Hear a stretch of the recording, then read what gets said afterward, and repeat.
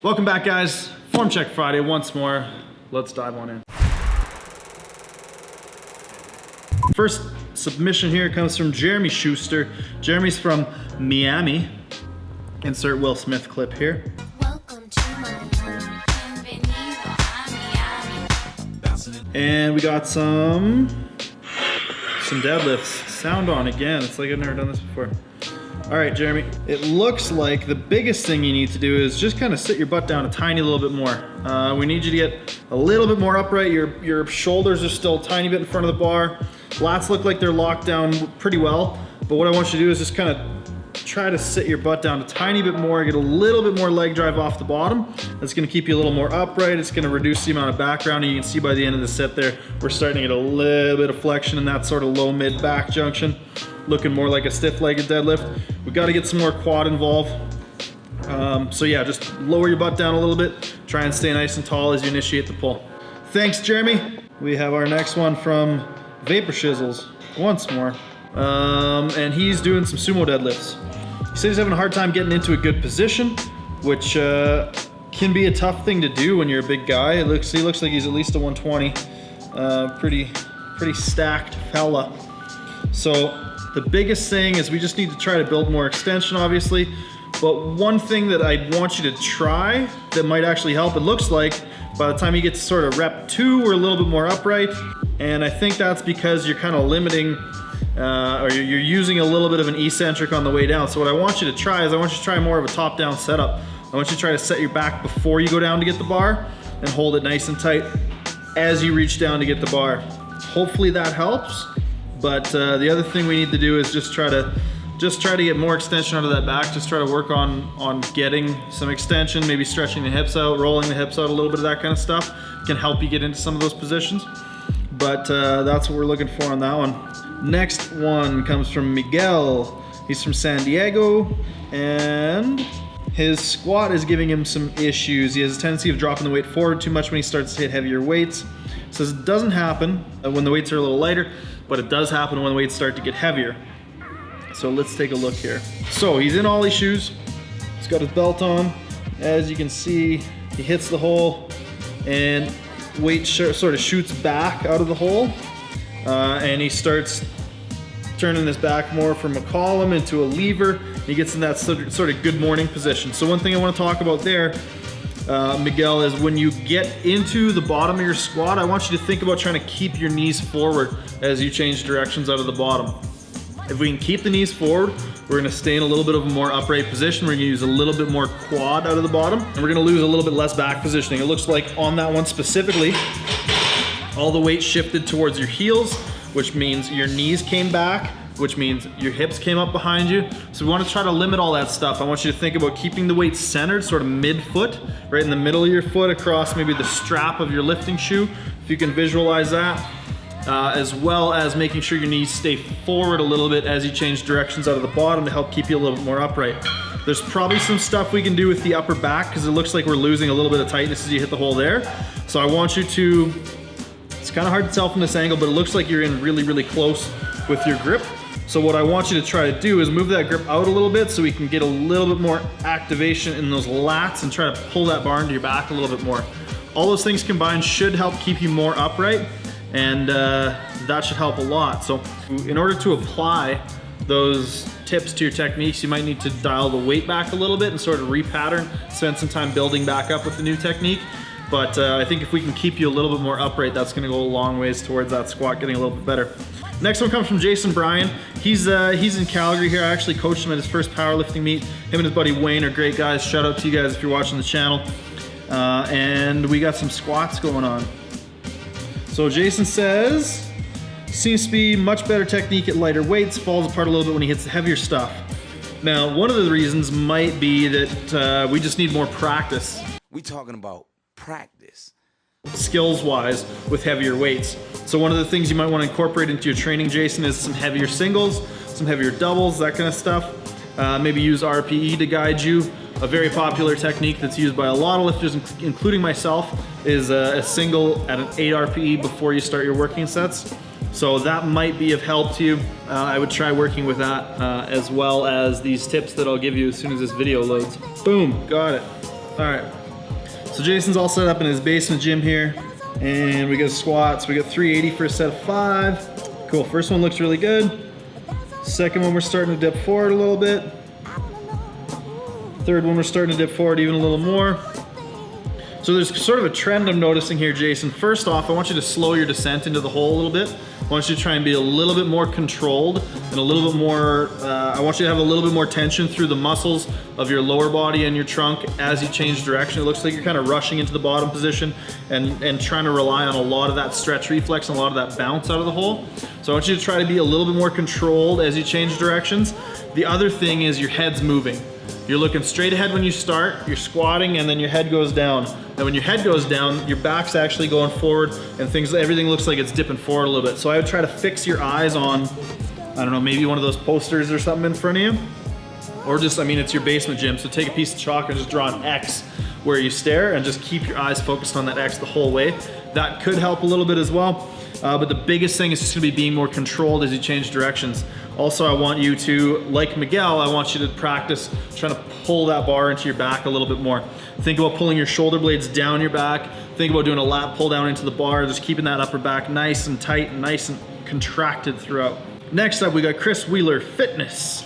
Submitted a video here. He's got long fevers, he's a tall guy, and he's pulling conventional. Despite his best efforts to get some quad into the lift, he's having trouble with his, sort of ending up in a stiff-legged position.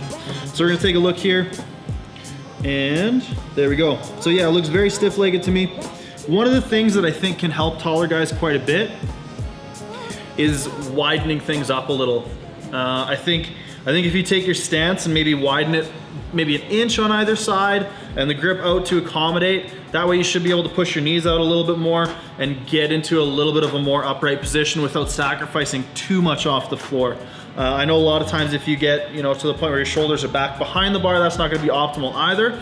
But what we want to do is I want you to try to widen things up a little bit to allow yourself to get into a bit of a better position. So that goes for a lot of you tall guys out there if you're trying to pull conventional. If you're having trouble getting yourself into a good position, think about widening things up.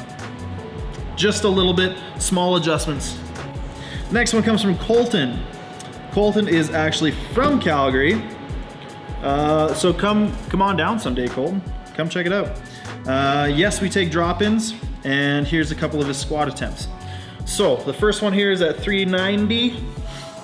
And so Colton, what I want you to try to do is, first, it looks like we need to get a little bit more depth, so I would make that a priority. The other thing I want you to try to do is move that bar down your back a little bit if we can. Looks like right now you're in kind of a high bar position, and as you hit the bottom, that bar is rolling forward, causing you to get a little bit out of position, a little bit pulled forward. I think if we can get that bar down your back just a slight little bit, it might actually induce a little bit more lean, but it's gonna be more controlled. It's gonna be less of you getting pulled forward as you hit the hole, and more of you being able to anticipate that back angle and be consistent throughout your squat.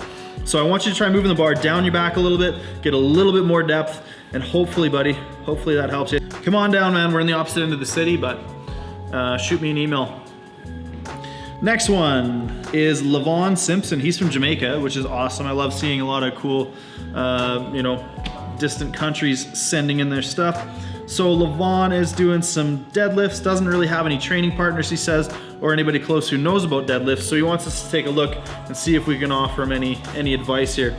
So Levon, it looks like you're actually doing not a bad job of getting your back tight, but similar to, I can't remember his name now, one of the guys earlier, I want you to try to dip your butt down a little bit more. So you're getting the idea of pulling your back into position, but we're getting this as opposed to this. We want to get a little bit more of what you're doing with your upper back, because what you're doing looks good, we just need a little bit more. We need a magnitude of back tightness to go up. The other thing I want you to do is drop those hips down just a tiny bit as you initiate your deadlift, and try to think about pushing the floor away. So as opposed to just kind of picking the bar up, I want you to think about wedging yourself into position. So everything's back behind the bar, shins are relatively straight up and down, and then we have this nice little wedge down to the bar, and you're gonna push the floor away, just like you're doing a leg press. That should help with our starting position. That should help with consistency through that lift. Honestly, man, you're starting at a good spot. Just a couple of quick little adjustments and practicing that technique technique should take you a long ways, buddy. Thanks for sending that in from Jamaica. That's really cool. This next one is Andreas. He usually squats low bar with a lot of forward lean, and he says his high bar squats feel really awkward. This video is a 10 rep PR from yesterday. So this is gonna kind of tie in with one of the other videos that we talked about today, where I want you to keep your knees a little more forward out of the bottom. As you change directions, I want you to focus on allowing your knees to stay forward in front of you, because it looks like you're getting a little bit tipped forward because everything's kind of shifting back out of the hole. Now that's probably a very strong tendency because you're a low bar squatter and you're used to being a little bit further back on your heels, a little bit further bent over. So when you're doing high bar squats, I would try to dial that intensity back a little bit. Your first few reps actually looked really, really good. But what I want you to do is spend more time doing more optimal repetition work. Nothing insanely wrong with that, but this is the tendency when you start to get fatigued, it looks like, is that everything shifts back to the heels, hips come up just a little bit, and you can see it get progressively more noticeable as the set wears on. So I want you to be conscious of keeping your knees forward out of the hole, keeping your quads engaged, and not allowing your butt to shoot back. And maybe, if you guys are lucky, Dylan will put in some of my squat footage from today, because that's exactly what I'm trying to do now. And that's the biggest way I can dodge my hip pain, is if my hips shoot back and I end up in this sort of good morning position, that's the lockout that hurts. But if I can come out of the bottom and try to get my hips in underneath me and lock out very upright, no pain at all. So maybe Dylan can capture some of that in the in my training footage from today and splice that in if it's not too much work. So that is it for Form Check Friday today. Just wanted to make a quick sort of housekeeping note here.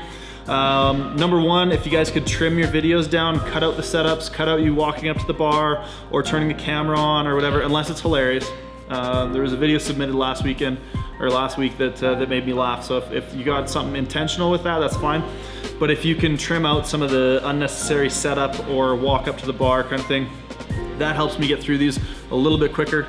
The other thing is angles. That was something that somebody commented on the last one, which I think is really important and is a good point to make. So for angles, squat, I prefer either direct front or direct back and sort of off to the side on an angle. For deadlift, I prefer straight from the side and straight from the front. For bench, straight from the side is good because then I can see bar path. But also, if you guys have any way to do it, a top-down angle is really good too, because then we can see if you guys are setting your shoulders a little bit weird. Didn't have any bench videos today, but hopefully someday somebody will trust me with their bench press. That's about it. Thank you guys so much for continuing to submit these. We are making our way through. We are on January 13th now, so slow but steady progress, and we will get to everybody. I know a lot of people got an email from me today as I sort of sifted through these, but that's progress for you. So again, thanks everybody very much for tuning in. Thank you for submitting your videos. Leave a like down below if you liked it, and comment if you have any questions. Take care, guys. We'll see you next time.